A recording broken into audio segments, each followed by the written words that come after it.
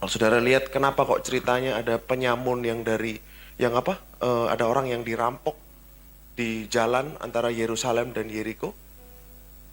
Masih ada penyamun itu saudara. Yang waktu itu yang ditolong orang Samaria yang baik hati. Jadi resiko-resiko tersebut ada.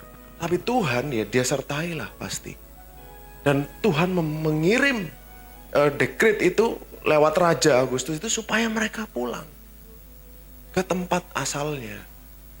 Inilah Tuhan kita saudara. Dia bisa berkarya lewat segala cara yang tidak bisa saudara pahami dan saudara mengerti sekarang. Tapi itulah dia saudara ya. Yang fungsi yang kedua, mur adalah untuk meringankan rasa sakit sebagai anestesi yang natural. Oleh karena itu pada saat Yesus di kayu salib, dia ditawarin ini anggur bercampur dengan mur. Ada ayatnya di Alkitab semua, mur jelas saudara, untuk mengurangi rasa sakitnya di kayu salib. Tapi apa yang Yesus katakan saudara? Dia gak mau. Karena apa saudara? Dia mau merasakan semua rasa sakit sebagai akibat dosa itu di kayu salib. Dia mau merasakan spektrum sakit itu dari A sampai Z. Semua rasa sakit. Dia tidak mau skip satupun. Dia mau mengalaminya. Dan itu karena apa saudara? Karena cintanya buat saudara dan saya. Oleh karena itu tema Natal kita adalah The Father's Love. Kasih seorang Bapa yang termanifestasikan dalam Yesus Kristus. Jadi pertanyaannya saya kepada saudara adalah bagaimana kita makan Kristus? How do we feed on Christ? Bagaimana saudara makan Kristus itu? Tuhan Yesus jawab di sini. Barang siapa datang, come and believe. Datang dan percaya. Itulah makan roti hidup itu saudara. Kita datang kepada dia, kita lihat dia, dan kita percaya. Amin saudara.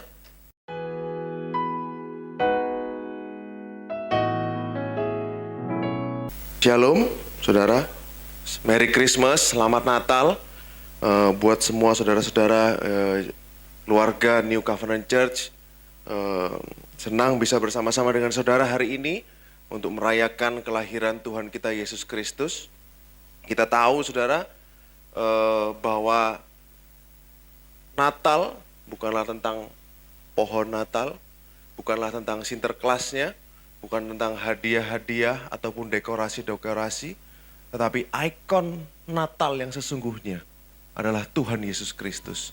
Perlu saudara ceritakan kepada anak-anak saudara, perlu saudara ceritakan kepada generasi-generasi muda bahwa Natal adalah tentang Yesus Kristus. Jangan dilupakan saudara ya, bahwa hari ini kita merayakan hari kelahiran Juru Selamat kita, Yesus Kristus. Amin saudara. Dia adalah Tuhan sendiri yang inkarnasi. Jadi memakai daging manusia, tubuh manusia. Dia lahir sebagai seorang bayi pada keluarga Maria dan Yusuf. Lalu dia hidup di bumi 3,5 tahun. Menghidupi kehidupan yang sempurna. Lalu dia mati di atas kayu salib untuk menebus dosa-dosa kita. Lalu hari ketiga dia bangkit sebagai tanda bahwa dosa-dosa saudara sudah diampuni. Amin saudara. Inilah yang perlu kita ceritakan saudara. Inilah yang perlu kita beritakan bahwa Natal adalah tentang Tuhan kita Yesus Kristus. Salibnya adalah alasan kenapa kita merayakan hari ini saudara. Kalau saudara yang mungkin sudah tahu, Jemaat NCC sudah paham bahwa sebenarnya Natal pun bukan 25 Desember saudara. Natal itu seharusnya di bulan September atau Oktober di perayaan Pondok Daun atau Tabernakel, di mana Tuhan datang dan tinggal di tengah-tengah kita. Nah, tapi nggak apa-apa saudara, apa yang kita lakukan hari ini adalah kita mengingat Dia. Seperti bukan hanya hari Natal, hari Paskah atau hari-hari besar kita mengingat Kristus. Yang Jemaat NCC pasti sudah paham dan sudah tahu bahwa setiap minggu kita di sini selalu memberitakan tentang pribadi Kristus. Karena tidak ada yang lain yang bisa diberitakan di mimbar ini selain tentang Dia, saudara. Amin, saudara. Nah, saudara, Tuhan kita, Yesus Kristus, lahir di sebuah kota kecil yang bernama Bethlehem. Beberapa dari saudara mungkin pernah ke sana, saudara ya. Kota Bethlehem ini 5-6 kilometer jaraknya dari Yerusalem. Nah, banyak hal yang sudah pernah terjadi di kota Bethlehem. Kota Bethlehem ini kota yang ada sudah sejak 1200 tahun sebelum Masehi, saudara. Jadi ini kota yang sudah sangat tua. Bahkan pada zaman sebelum bangsa Israel ada di tanah itu, kota itu sudah ada, saudara. Jadi pada waktu masih orang-orang Kanaan, itu sudah ada kota Bethlehem. Namanya lain, saudara. Bethlehem. Jadi cuma sedikit beda sedikit aja pronunciation-nya. Dan kota Bethlehem ini artinya adalah house of bread, rumah roti, saudara. Kita akan pelajari kenapa kok disebut rumah roti, saudara ya. Kalau saudara ingat cerita Rut dan Boas, cerita yang sangat singkat di Alkitab, mungkin saudara bisa baca itu cepat sekali. Cerita Rut dan Boas di Alkitab. Rut ini adalah seorang menantu, mertuanya namanya Naomi. Dan Naomi ini tinggalnya di Bethlehem, saudara. Nah, pada waktu itu mereka ada terjadi kelaparan di situ dan mereka harus pergi ke tanah asing, di tanah asing, dan mereka mendapat anak-anaknya Naomi mendapat istri-istri orang Moab yang bernama Rut salah satunya. Tapi suaminya Naomi dan kedua anaknya meninggal dan mereka harus kembali ke Bethlehem. Di situ di Bethlehem mereka Rut bertemu dengan Boas. Nah, di mana saudara bertemunya? Di sebuah ladang, barley field, di sebuah ladang jelai. Karena memang kota Bethlehem ini terletak di persimpangan daerah di mana di sebelah sisi, satu sisi dia subur, di satu sisi ada padang gurun di situ. Jadi profesi orang-orang yang tinggal di Bethlehem ini bisa ada dua, saudara. Satu, memelihara, beternak domba. Yang kedua adalah profesinya bercocok tanam. Jadi saudara bisa lihat dari kisah Rut dan Boas, ada ladang gandum di situ, ada ladang jelai di situ yang adalah bahan utama untuk membuat roti. Oleh karena itu tempat ini disebut House of Bread, saudara ya. Jadi ada alasannya kenapa kok Beit Lahem. Beit itu rumah, Lahem itu roti. Nah, kalau saudara ingat juga cerita bagaimana Nabi Samuel datang ke rumah Isai. Pada waktu itu Saul sudah ditolak, lalu dia datang ke rumah Isai, Tuhan suruh dia ke rumah Isai di Bethlehem. Pada waktu itu Daud tidak ada di rumah Isai. Di manakah dia, saudara? Di padang, menggembalakan dombanya. Isai tinggalnya di Bethlehem. Jadi ada profesi juga penggembala di situ. Jadi nggak heran kenapa kok malaikat itu bisa datang kepada penggembala yang sedang ada di padang. Dan kenapa kok Bethlehem disebut rumah roti. Ada alasannya semua, saudara ya.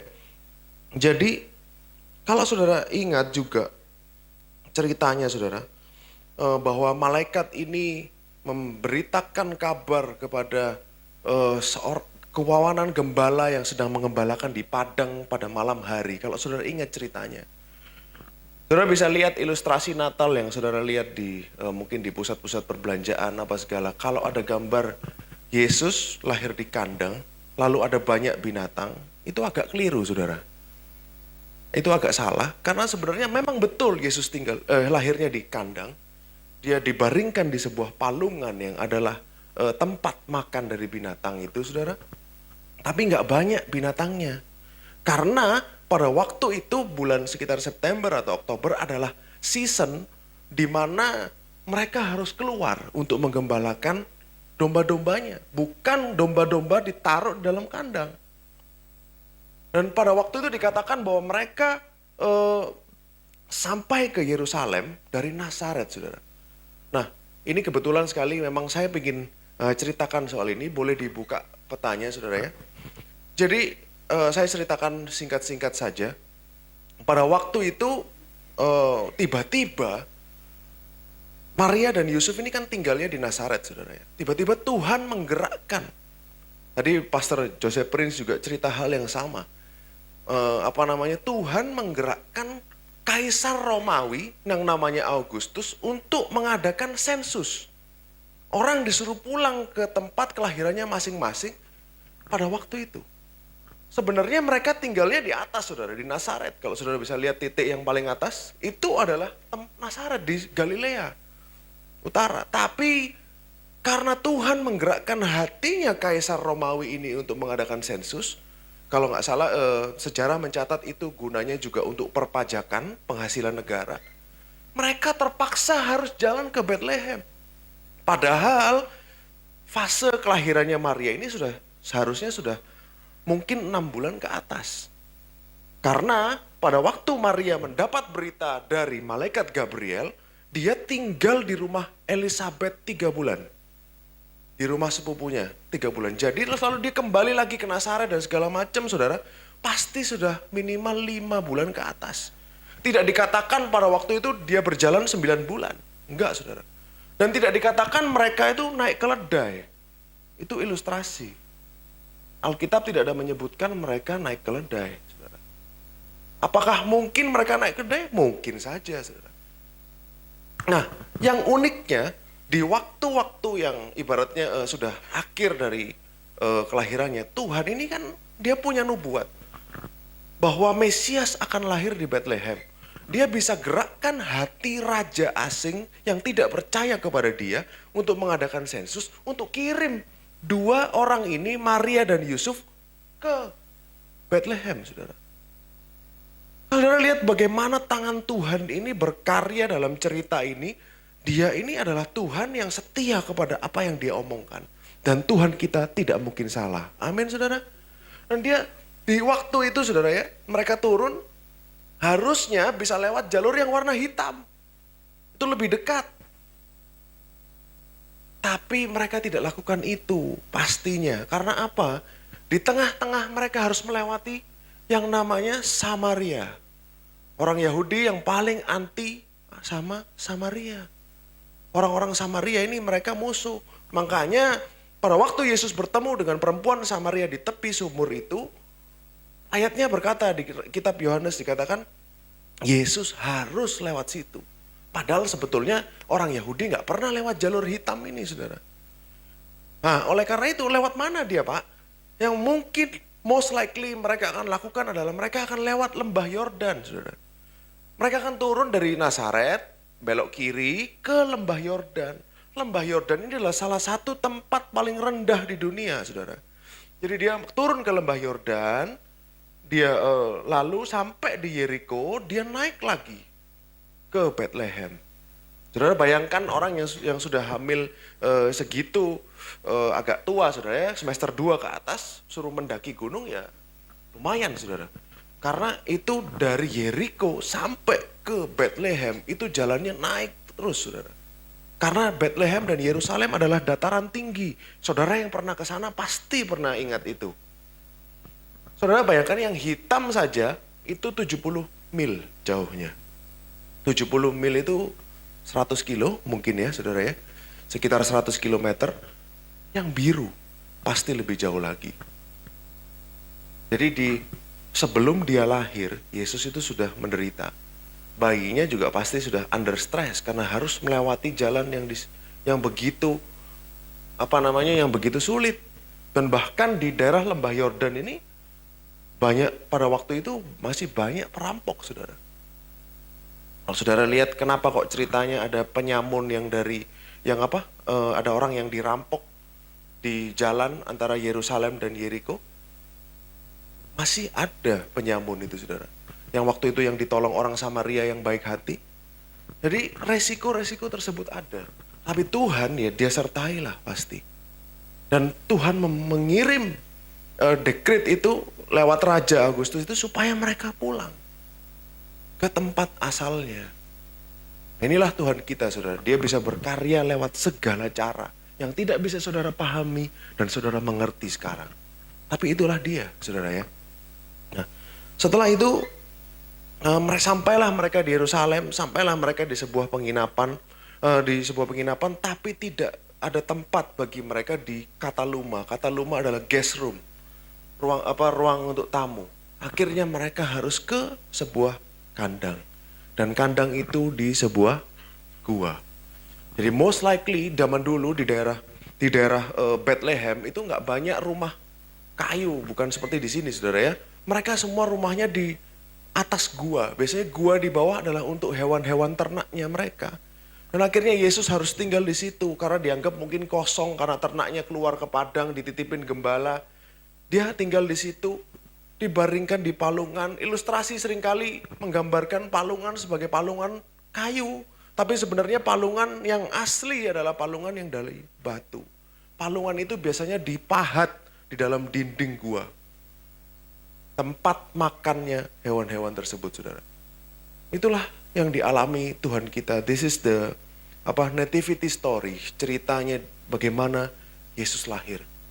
Dan ceritanya begitu indah, saudara. Karena Yesus ini sejak dari kecilnya, dia sudah digambarkan sebagai pribadi yang datang untuk menderita, saudara. Banyak bayi-bayi lahir di dunia ini, tetapi memang semuanya pasti mati. Tetapi tidak ada yang tujuan hidupnya adalah mati kecuali Yesus. Yesus satu-satunya bayi yang lahir di dunia untuk mati. Bahkan pada waktu dia lahir, dia dibungkus dengan lampin. Boleh dibuka Lukas 2 ayat 7.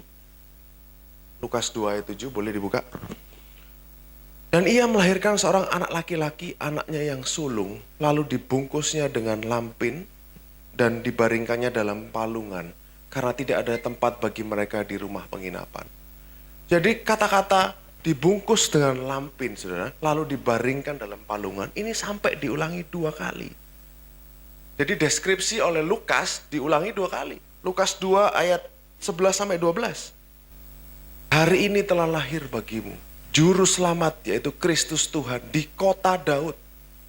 Dan inilah tandanya bagimu, kamu akan menjumpai seorang bayi dibungkus dengan lampin dan terbaring dalam palungan.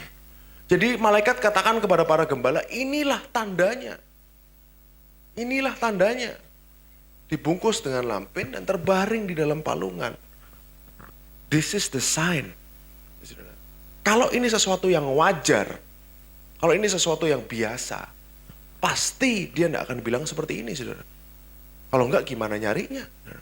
Tapi inilah tanda, malaikat yang bilang bahwa Yesus lahir dibungkus dengan lampin dan terbaring dalam palungan. Akhirnya mereka cari dan mereka ketemu, saudara. Apa yang signifikan dengan lampin ini, saudara? Lampin ini dalam bahasa Inggris swaddling cloth. Kalau mungkin kita kenal di sini mungkin bahasanya bedong, ya saudara ya. Dia dibungkus supaya transisi dari rahim ke luar ini lebih smooth, membuat bayi itu tidur lebih nyenyak. Tradisi soal lampin ini, saudara ya, saya yakin Lukas tahu soal ini. Lukas paham soal ini. Ada satu buku di Septuaginta yang tidak dimasukkan dalam kanon kitab kita. Namanya adalah Book of Wisdom. Nah di situ di gereja Katolik mungkin ada, masih pakai buku hikmat, saudara ya. Di situ ada tertulis, boleh dibuka gambarnya yang wisdom. In swaddling cloth with constant care I was nurtured. Artinya adalah dengan lampin dan dengan perhatian yang penuh aku dibesarkan. Ayat 5 dia bilang, for no king has any different origin or birth. Berarti artinya apa? Semua raja awalnya sama. Berarti artinya apa, saudara? Ini tidak, memang banyak perdebatan tentang siapa yang menulis ini. Karena ini ditulis dalam bahasa Yunani, tapi literatur Ibrani. Ditulis di Mesir, 50 tahun sebelum Yesus lahir. Lukas pasti paham soal ini, saudara. Di Alexandria, di Mesir nulisnya. Ada yang ngomong ini adalah tulisan dari Salomo, raja. Tapi juga ada yang mendebatkan, ini bukan Salomo yang nulis, teman-temannya Salomo. Tetapi siapapun yang menulis, Lukas ini berusaha menggambarkan kepada kita bahwa yang lahir ini, Yesus Kristus adalah raja. Dia adalah raja. Karena dia paham konteksnya ini, saudara. Dalam lampin, swaddling cloth ini adalah lampin. Dia dibesarkan karena tidak ada raja yang mempunyai kelahiran yang berbeda. Berarti raja lahirnya dibungkus dengan lampin. Jadi Lukas tahu hal ini, dia menggambarkan bahwa Yesus Kristus itu yang lahir adalah king. His kingship, kerajaannya. Dia adalah raja yang lahir. Lalu juga Lukas sebagai seorang yang sangat pintar dalam bahasa Yunani, saudara ya. Lukas ini profesinya adalah dokter. Dia paham mitologi Yunani. Mitologi Yunani itu 700-800 tahun sebelum Yesus lahir. Sebelum Yesus lahir, 700-800 tahun sebelum Masehi. Ada seorang puitis namanya Hesiod. Dia ceritakan mitologi Yunani tentang lahirnya dewa Zeus. Bagaimana pada waktu itu ada dewa Krea, Dewi Krea, mamanya, dan Cronus punya anak bayi Zeus. Lalu papanya sendiri mau makan dia, mau makan bayinya. Caranya mamanya menyelamatkan adalah dia pakai batu besar, dibungkus dengan kain lampin, swaddling cloth. Kata-kata yang sama dari Yunaninya dipakai di situ. Dibungkus dengan kain lampin, lalu ketipulah papanya, yang dimakan adalah batu. Singkat cerita, Zeus ini jadi dewa yang terkuat dan mengalahkan bapaknya sendiri. Tapi Tuhan kita yang lahir, saudara, dia adalah Tuhan di atas segala Tuhan. Amin. Tidak ada Tuhan lain yang mau membunuh Yesus pada waktu dia lahir. Tidak seperti dewa Zeus. Nah, Yesus Kristus adalah Raja di atas segala Raja, dan dia adalah Tuhan di atas segala Tuhan. Kenapa kok kita sampai membahas tentang mitologi Yunani, saudara? Karena untuk mengetahui background dari Injil, saudara harus tahu bahwa sebelum Yesus lahir adalah periode Helenisme. Periode Helenistik. Jadi kebudayaan Yunani itu dimasukkan ke dalam tanah suci kepada orang-orang Israel yang tinggal di situ. Jadi mereka paham. Itulah message yang Lukas ingin sampaikan kepada saudara. Lalu saudara juga seperti yang pernah saya jelaskan di sini, saudara. Palungan adalah tempat makan. Saya katakan tadi apa, saudara? Dia dipahat di batu. Lalu Yesus dibungkus dengan swaddling cloth, dengan lampin ditaruh dalam palungan itu. Bukankah ini, memang bahasa Yunaninya berbeda, saudara. Tapi bukankah kalau saudara lihat itu, saudara sedang melihat Yesus yang dikuburkan di gua Yusuf Arimatea? Bukankah itu adalah gambaran dari Kristus yang terbaring, terbungkus dalam kain lenan di Yohanes 19 ayat 40-42. Yesus yang terbungkus dalam kain lenan dan ditaruh di gua di atas batu. Katanya dikatakan mereka mengambil mayat Yesus, mengapaninya dengan kain lenan, membubuinya dengan rempah-rempah menurut adat orang Yahudi bila menguburkan mayat. Ayat 41. Dekat tempat di mana Yesus disalibkan, ada suatu taman, dalam taman itu ada suatu kubur baru yang di dalamnya belum pernah dimakamkan seseorang. 42, karena itu hari persiapan orang Yahudi, sedang kubur itu tidak jauh letaknya, maka mereka meletakkan mayat Yesus ke situ. Jadi dari awal hidupnya, Yesus itu sudah ngomong soal kematiannya. Gambarannya adalah soal kematiannya dia, bahwa nanti dia akan mati untuk menanggung dosa-dosa umat manusia, saudara. Kalau saudara ingat 3 hadiah yang dibawa orang Majus, saudara ya. Orang Majus bukan 3, saudara ya. Hadiahnya yang 3. Tapi orang Majus itu banyak. Kalau nggak gitu ngapain Herodes sampai takut, sampai dia satu Yerusalem gempar. Karena orang Majus bukan hanya 3, tapi hanya hadiahnya yang 3. Kalau bayangkan saudara jadi Maria dan Yusuf, saudara ya. Melahirkan bayi, dikasih emas, kemenyan, dan mur. Emas adalah lambang dari keilahian. Kingship dan keilahian. Dia keilahi, Tuhan, divinity, emas. Nanti emas ini juga yang akan dipakai mereka untuk ke Mesir. Saudara ingat setelah itu mereka mengungsi ke Mesir. Dapat uang dari mana, saudara? Cukup jauh, emasnya ini dipakai. Lalu yang kedua, kemenyan. Kemenyan ini menggambarkan bau yang harum, dupa yang harum. Menggambarkan persembahan ukupan yang dibakar imam besar di depan ruang Maha Kudus di altar of incense, di mesbah ukupan. Frankincense, kemenyan itu dibakar di situ menjadi dupa yang harum masuk ke dalam ruang Maha Kudus baunya, saudara. Kalau saudara bisa baca Keluaran 30 ayat 34.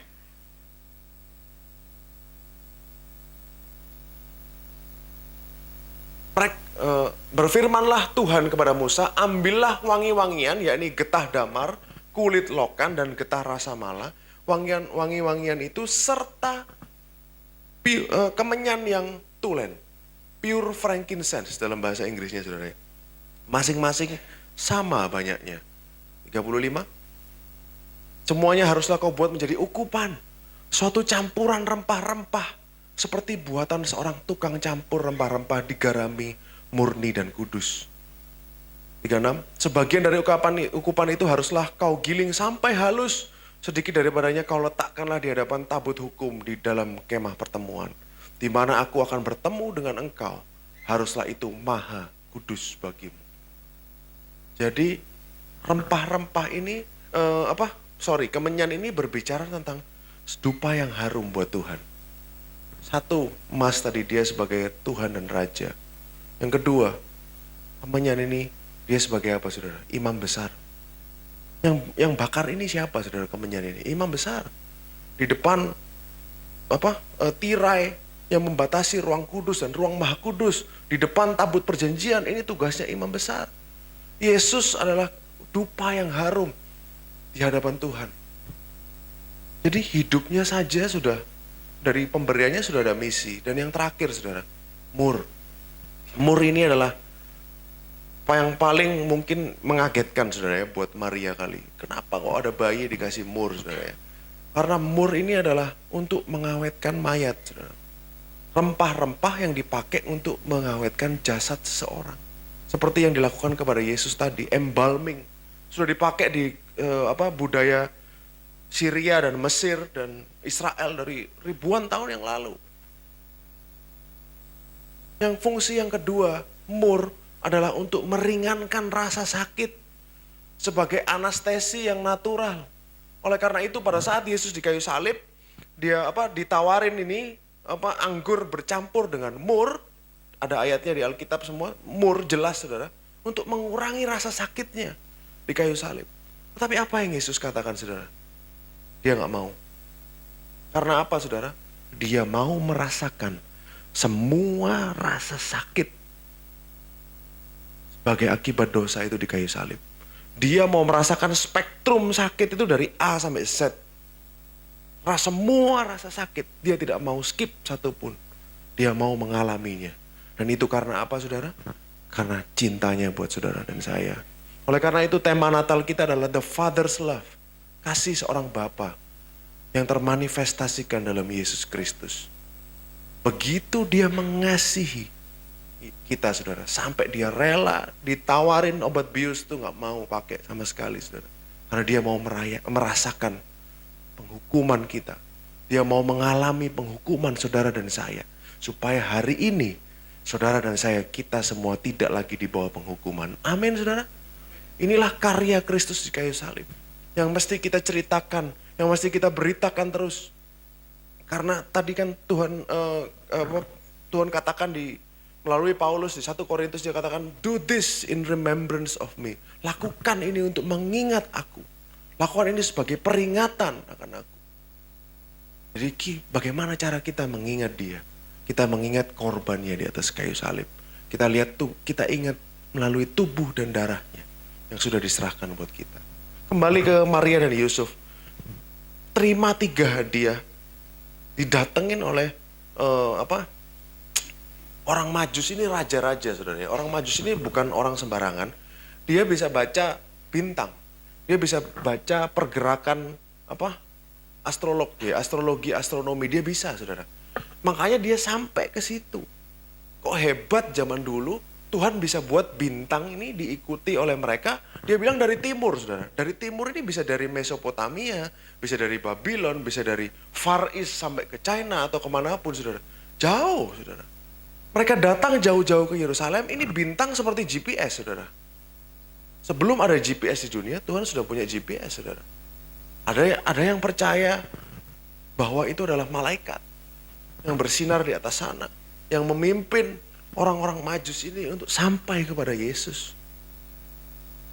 Jadi kelahiran Kristus ini Tuhan ingin semua melihat kepada anaknya, bukan kepada yang lain, saudara. Semua pusatnya adalah Kristus, Yesus Kristus. Pusatnya bukan yang lain tetapi Yesus saja, saudara. Dan setelah itu jadi Maria terima hadiah itu bingung pasti saudara. Apa yang akan terjadi? Ternyata emang Yesus ini mur melambangkan penderitaannya. Mur ini melambangkan dia sebagai korban. Dia yang akan menebus dosa-dosa manusia. Jadi lengkap saudara. Dari 3 hadiah ini saudara bisa menggambarkan kehidupannya dia. Kehidupannya Yesus akhirnya seperti apa. Dia raja, jadi imam besar, lalu akhirnya jadi korban juga. Semuanya untuk kita semua. Amin saudara. Begitu besar cintanya buat saudara dan saya. Kasih Bapa begitu besar buat kita. Berapa banyak Bapa di dunia ini yang rela mengorbankan anaknya untuk kita? Gak ada saudara.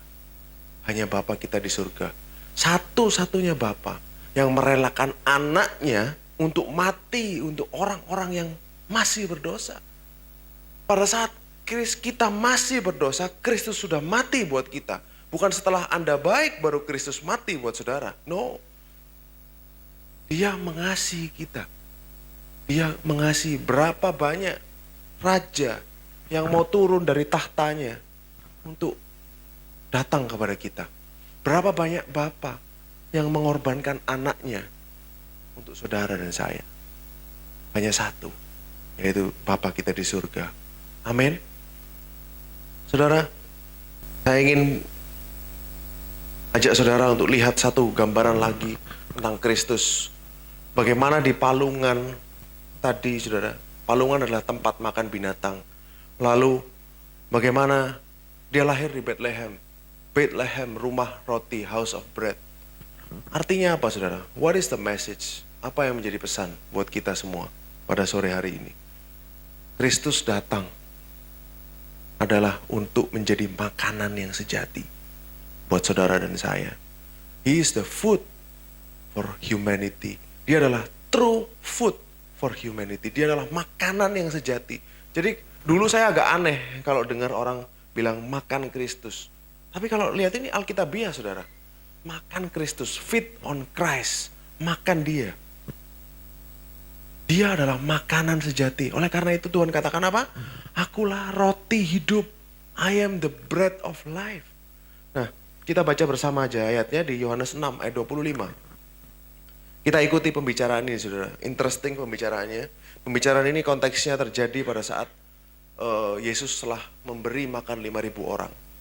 Lalu mereka datang kepada Yesus dan mencarinya di seberang Danau Galilea. Ketika orang banyak menemukan Yesus di seberang laut. Bukan laut saudara, itu danau. Mereka berkata kepadanya, Rabi, kapan engkau tiba di sini? 26. Yesus menjawab mereka, Aku berkata kepadamu sesungguhnya, kamu mencari aku bukan karena kamu melihat tanda, melainkan karena kamu telah makan roti dan kamu kenyang. Karena mereka baru makan 5.000 orang itu sisa 12 keranjang roti dan ikan itu saudara. Ayat 27. Bekerjalah bukan untuk makanan yang akan dapat binasa, melainkan untuk makanan yang bertahan kepada hidup yang kekal. Yang akan diberikan anak manusia kepadamu. Sebab dialah yang disahkan oleh Bapa Elohim dengan materainya. Orang yang Inggris pasti ngomong, kok ada bekerja di sini? Ayat 28. Lalu kata mereka kepadanya, apa yang harus kami perbuat supaya kami mengerjakan pekerjaan yang dikehendaki Elohim? Jadi agak ruwet saudara ya, jawab singkatnya, kita harus ngapain gitu saudara. Ayat 29. Jawab Yesus kepada mereka, inilah pekerjaan yang dikehendaki Elohim, yaitu hendaklah kamu percaya kepada Dia yang telah diutus Elohim. Simple saudara, just believe. Percaya. Ayat 30. Maka kata mereka kepadanya, tanda apa yang engkau perbuat? Supaya dapat kami melihatnya dan percaya kepadamu. Saudara, mereka ini baru dikasih makan dengan cara yang ajaib. Mereka baru kenyang 5 roti 2 ikan. Masih tanya lagi, tanda apa yang engkau perbuat supaya kami dapat melihatnya dan percaya kepadamu? Inilah orang yang masih di bawah hukum Taurat ya saudara ya. Gak bisa simple gitu pikirannya, jadi selalu ruwet saudara. Pekerjaan apa yang engkau lakukan? 31. Nenek moyang kami telah makan mana di padang gurun. Seperti ada tertulis, mereka diberinya makan roti dari sorga. 32, bread from heaven, roti dari surga. Mana, saudara ya? Mereka mengutip hukum Taurat itu. Kata Yesus kepada mereka, aku berkata kepadamu, sesungguhnya bukan Musa yang memberikan kamu roti dari sorga, melainkan Bapakku yang memberikan kamu roti yang benar. The true bread, kalau dalam bahasa Inggrisnya saudara ya, dari sorga. Kita semua tahu, roti yang benar itu siapa saudara? Yesus sendiri. Ayat 33. Karena roti yang dari Elohim ialah roti yang turun dari sorga dan yang memberi hidup kepada dunia. Tujuannya Tuhan datang jadi roti sebagai apa? Give life. Itu roti adalah simbol dari nourishment, dari kita mendapatkan kehidupan, kita makan, kita mendapatkan kekuatan, mendapatkan kehidupan. Karena itu adalah makanan pokok buat mereka. Seperti beras mungkin buat kita saudara ya. Ayat 34. Maka kata mereka kepadanya, Tuhan berikanlah kami roti itu senantiasa. 35. Kata Yesus kepada mereka, akulah roti hidup. Barang siapa datang kepadaku, ia tidak akan lapar lagi. Dan barang siapa percaya kepadaku, ia tidak akan haus lagi. Saudara, jadi pertanyaannya saya kepada saudara adalah, bagaimana kita makan Kristus? How do we feed on Christ? Bagaimana saudara makan Kristus itu? Tuhan Yesus jawab di sini. Barang siapa datang, come and believe. Datang dan percaya. Itulah makan roti hidup itu saudara. Kita datang kepada dia, kita lihat dia, dan kita percaya. Amin saudara. Ia tidak akan haus lagi. 36. Tetapi aku telah berkata kepadamu, sungguh pun kamu telah melihat aku. Kamu gak percaya. 37. Semua yang diberikan Bapa kepadaku akan datang kepadaku. Barang siapa datang kepadaku, ia tidak akan kubuang. Ini janji Tuhan saudara ya. Dia tidak akan pernah membuang kita. Never saudara. Ayat 38. Sebab aku telah turun dari sorga bukan untuk melakukan kehendakku, tetapi untuk melakukan kehendak Dia yang mengutus aku. 39. Inilah kehendak Dia yang telah mengutus aku. Jadi dia diutus oleh Bapa, dan maunya Bapa itu apa? Yesus sampaikan, yaitu supaya dari semua yang telah diberikan kepadaku, jangan ada yang hilang. Tetapi supaya ku bangkitkan. Kapan saudara? Pada akhir zaman. Jadi yang memberi tugas siapa? Bapa. Tugasnya kepada siapa? Yesus. Tugasnya apa saudara? Supaya jangan ada yang hilang. Kebenarannya adalah, kalau Tuhan Yesus yang disuruh jaga kita, mungkinkah kita hilang saudara? Kalau Tuhan Yesus yang menjaga saudara, apakah saudara akan hilang? No. Tugas dari Bapa adalah supaya kita dijaga sama Dia. Jangan sampai hilang. Masa Tuhan Yesus gagal? Tuhan kita adalah Tuhan yang tidak pernah gagal. Amin saudara. Lalu Dia katakan supaya dibangkitkan pada akhir zaman. Ini janji saudara. Ini Tuhan sendiri yang ngomong, bukan saya saudara. Ayat 40. Sebab inilah kehendak Bapakku. Dia katakan lagi, this is the will of my Father. Supaya orang yang melihat anak dan yang percaya kepadanya beroleh hidup yang kekal. Supaya aku membangkitkannya pada akhir zaman. 2 kali Tuhan bilang, janjinya Dia kepada kita adalah kita akan dibangkitkan pada akhir zaman saudara. Dan Tuhan katakan lagi, bagaimana kita makan roti yang hidup. Bread from heaven, roti hidup. Saudara lihat di sini. Apa saudara? Kita setiap orang melihat. See the Son. Lihat sang anak itu. Dan percaya.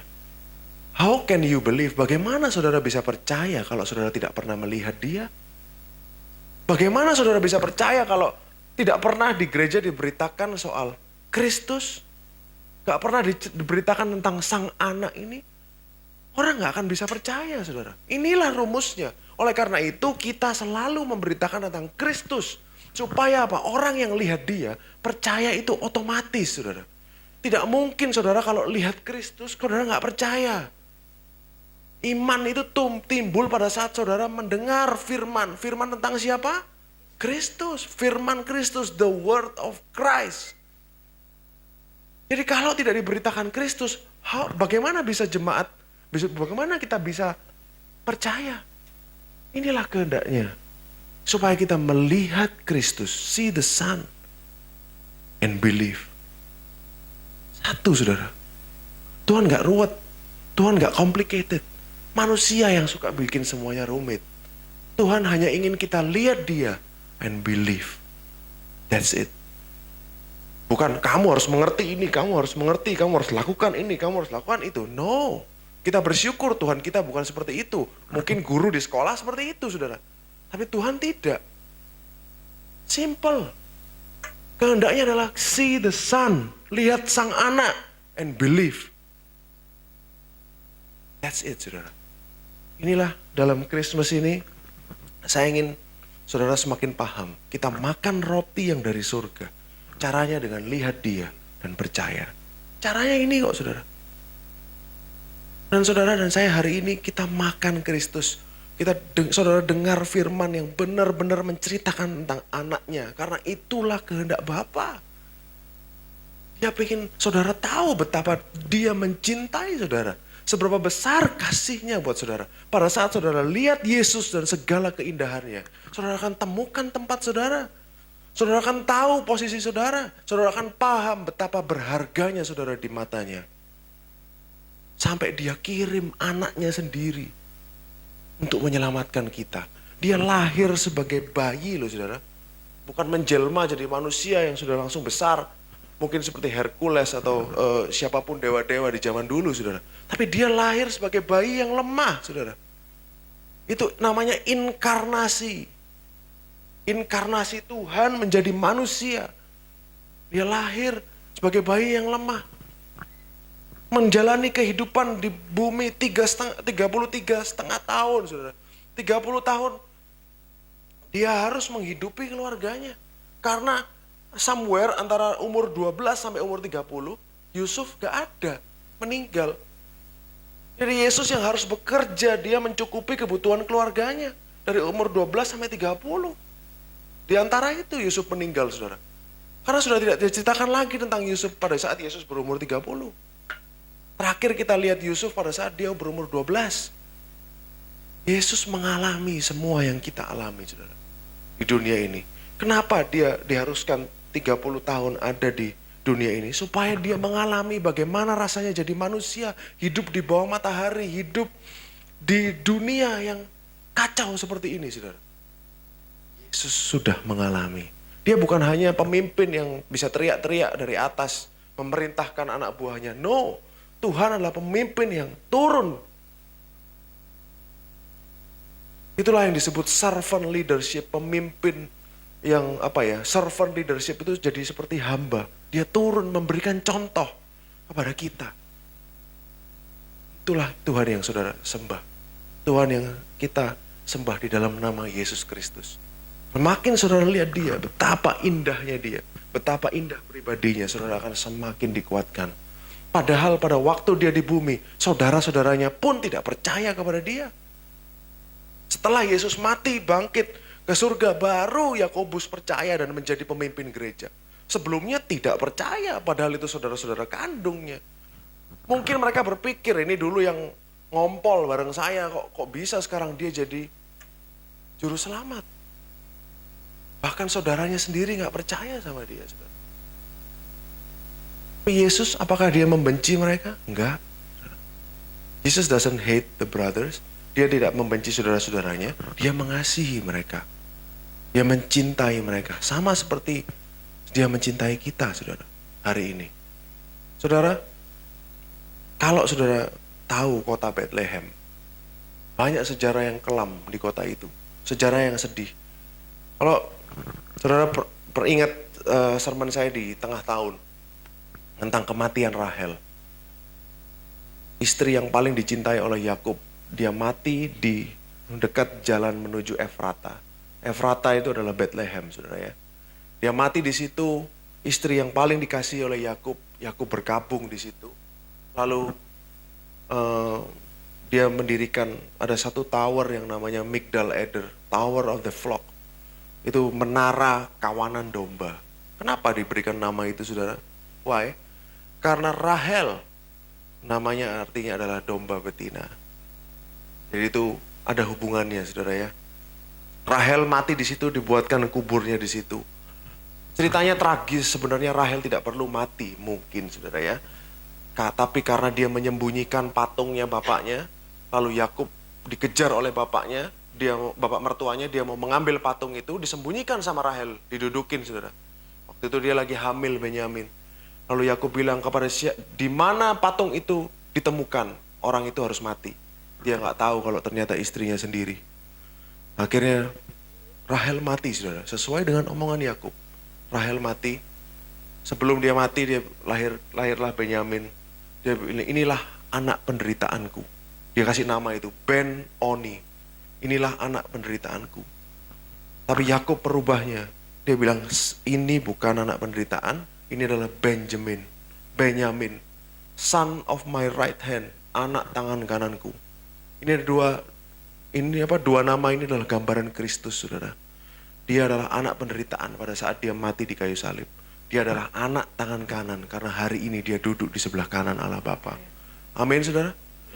Ceritanya cukup tragis, saudara. Dari situ. Lalu kalau saudara baca kitab Hakim-Hakim, di situ pernah ada seorang Lewi mengambil gundik orang Bethlehem. Lalu dia bagaimanapun ceritanya agak bulat, saudara ya. Pokoknya akhirnya sampai mereka pergi ke suatu tempat, di tempat Gibea namanya. Jadi dia dan gundiknya ini, lalu gundiknya ini diperkosa dan meninggal. Lalu dipotong jadi 12, disebarkan ke seluruh suku Israel, 12 suku Israel. Ini kekejian yang terjadi di Israel. Lalu setelah itu mereka semua bersatu menghancurkan suku Benyamin. Sampai tidak ada laki-laki di situ, kalau nggak salah, saudara ya.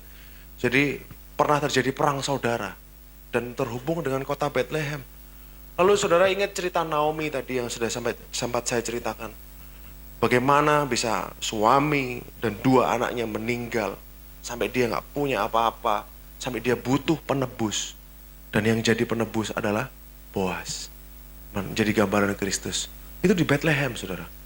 Banyak cerita yang terjadi di Bethlehem, termasuk kelahiran Raja Daud ada di Bethlehem, saudara. Jadi kota ini penuh dengan misteri. Dan historinya juga banyak yang cukup tragis dalam Alkitab. Tapi kita bersyukur bahwa Tuhan yang saudara dan saya sembah adalah Tuhan yang ahli mengubah sesuatu yang buruk menjadi sesuatu yang baik. Amin, saudara. Di tengah keburukan Bethlehem, di tengah sejarah yang kelam Bethlehem. Bethlehem ini ada 2, saudara. Bethlehem Efrata sama Bethlehem Galilea yang di tempat suku Sebulon. Makanya Alkitab jelas menyebutkan Bethlehem Efrata, Bethlehem yang di Yehuda, yang di Judea, di selatan, saudara. Karena ada 2 Bethlehem. Jadi Tuhan ini adalah Tuhan yang ahli mengubahkan sesuatu yang buruk, sesuatu yang jelek, saudara ya. Tempat ini kecil, kota kecil, nggak ada apa-apanya, saudara. Banyak terjadi yang buruk di situ. Tapi Tuhan pilih itu menjadi tempat kelahirannya. Karena dia Tuhan yang ahli mengubahkan sesuatu yang buruk jadi baik, saudara. Kalau dalam kehidupan kita ada yang buruk, ada yang luka, yang jelek, ada sesuatu memori yang buruk atau sesuatu yang buruk sedang terjadi dalam kehidupan saudara, percayalah, Tuhan yang saudara sembah adalah Tuhan yang ahli, bukan saya bilang bisa, saudara ya, tapi ahli. Dia master dalam merubah sesuatu yang buruk menjadi yang baik. Contohnya salib aja, sesuatu yang buruk, sesuatu yang kutukan, sesuatu yang jelek, bisa diubahkan menjadi sesuatu yang baik, saudara. Menjadi sumber kehidupan buat kita semua yang percaya. Itulah Tuhan yang saudara dan saya sembah. Hari ini kita memperingati Natal, kita memperingati kelahiran Sang Juru Selamat kita, saudara.